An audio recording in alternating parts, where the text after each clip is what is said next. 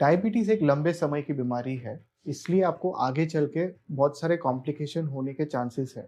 जैसे आप 2 टाइप के कॉम्प्लिकेशन होती है, एक होती है जो छोटे वेसल्स को अफ़ेक्ट करती है और एक होती है जिसको बड़े वेसल्स में अफ़ेक्ट हो सकता है। छोटे वेसल्स में आपको आँखों में अफ़ेक्ट हो सकता है जिसके कारण आपकी आँखों की रोशनी भी जा सकती है।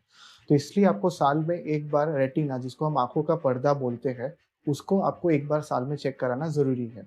दूसरा कॉम्प्लिकेशन जो होता है वो होता है फुट में अल्सर होना।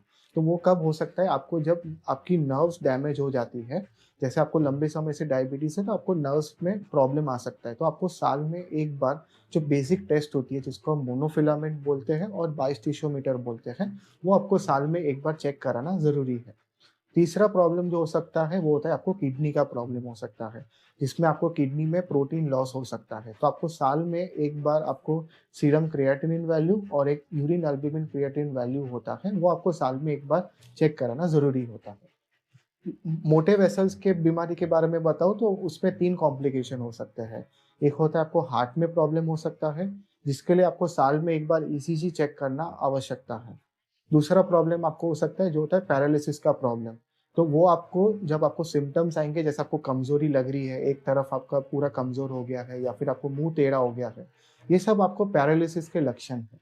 और तीसरा प्रॉब्लम होता है जिसमें आपको नस में क्लॉट्स जमा हो जाते हैं, जिसको हम बोलते हैं पेरिफेरल आर्टरी डिजीज़। तो वो आपको कैसे पता चलेगा जब आप एक एबीआई जिसको हम बोलते हैं एंकल ब्रेकियल इंडेक्स, सो वो जब आप चेक कराते हो तब उसमें अपने को पता चलता है कि आपको नसों में रक्त में जमा कैसा हो रहा है आपको।